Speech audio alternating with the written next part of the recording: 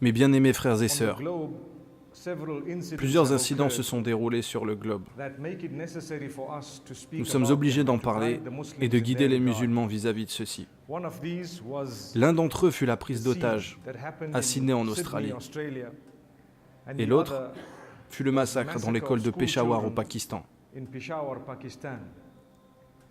Et il est important pour nous de réaliser qu'en tant que musulmans, nous ne comprenons pas quelle partie de l'islam ces gens suivent. En fait, on ne comprend même pas quel islam ils suivent.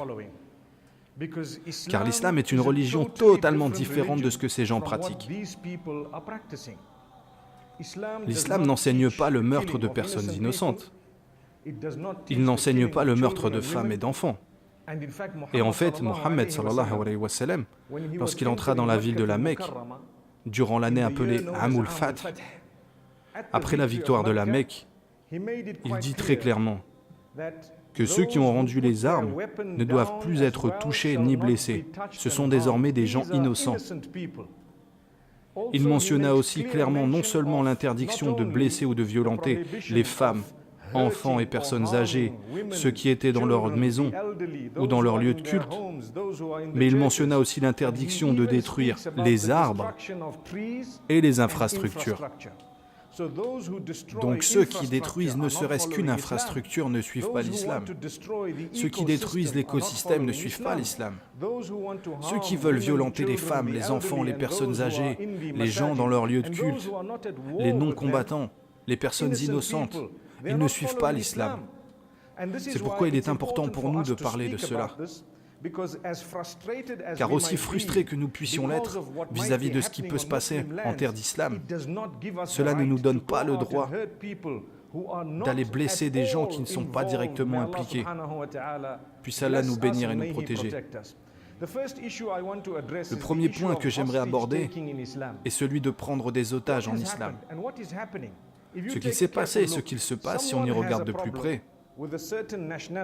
c'est que quelqu'un a de l'inimitié envers une certaine nationalité et il décide d'attraper n'importe qui ayant cette nationalité et d'en faire un otage.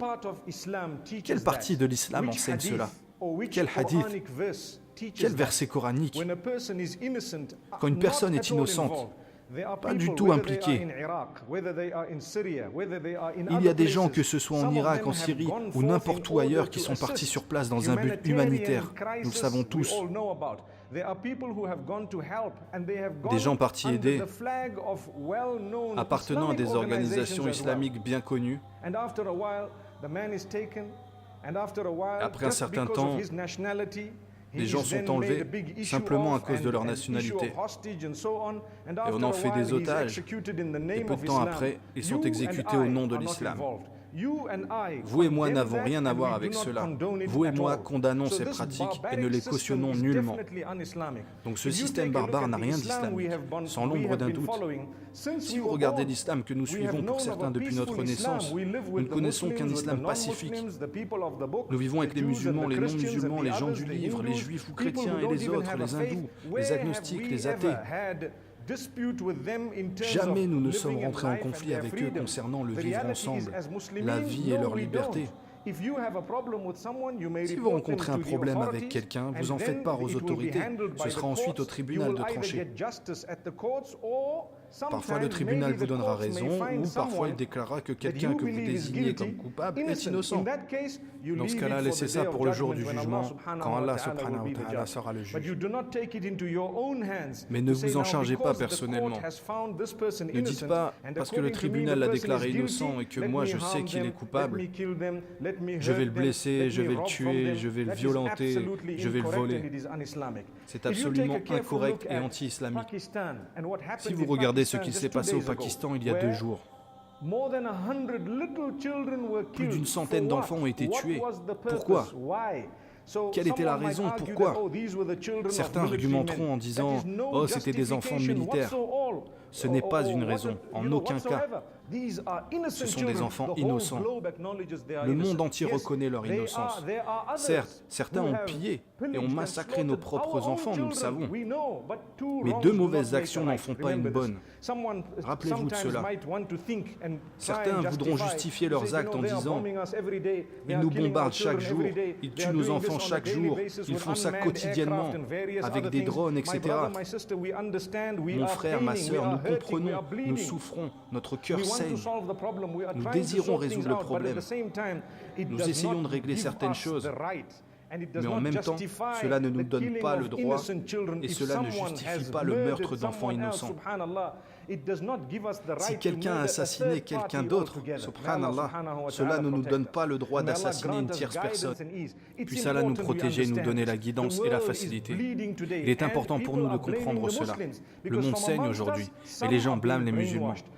Parce que parmi nous, certains ont reçu un lavage de cerveau. Ils ne comprennent pas les versets du Coran. Ils ne comprennent pas l'asbab ou nuzul ou les raisons de la révélation de certains versets du Coran. Ils ne comprennent pas comment extraire les règles et les réglementations des versets du Coran. Ils lisent quelque chose, quelqu'un leur montre quelque chose, et l'instant d'après, on les prépare à donner leur vie. Puisse Allah nous donner la compréhension.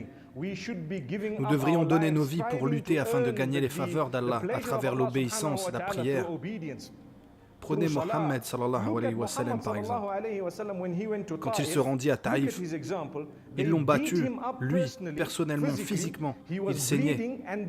Et quand les anges vinrent à lui, ils lui demandèrent « Si tu le désires, nous pouvons écraser ces gens entre les montagnes. » Que répondit le prophète?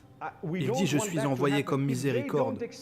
Je ne veux pas que cela arrive. » S'ils n'acceptent pas mon message, peut-être que certains de leurs descendants le feront. Donc la patience, et il est important pour nous de savoir cela. À Taïf, l'envoyé d'Allah sallallahu alayhi wa sallam fit preuve de patience. Il fit une invocation pour eux, une magnifique invocation. Non seulement il ne pria pas pour que du mal leur arrive, mais il pria pour leur bien. Oh Allah, si ces gens n'acceptent pas, au moins parmi leurs descendants, fais que certains acceptent. Quelques années plus tard, il y a eu une victoire dans la région. Et si vous regardez Taïf aujourd'hui, dites-moi combien y a-t-il de non-musulmans? Pourquoi? Parce qu'il y a eu beaucoup de patience, beaucoup d'endurance. Il y a eu un système d'appel à l'islam. Les oppresseurs ont perdu ces terres. Si nous voyons les non-musulmans comme nos ennemis, nous ne pouvons pas les inviter à l'islam et ils en auront une mauvaise image. Mes frères et sœurs, le mot islam signifie paix. L'islam promeut la paix.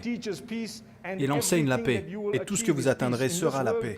La paix dans ce monde, la paix dans le prochain, dans votre tombe, la paix avec vos enfants, avec votre environnement. C'est ça l'islam. Tout ce qui détruit de n'importe quelle manière que ce soit n'est pas l'islam. Rappelez-vous de cela.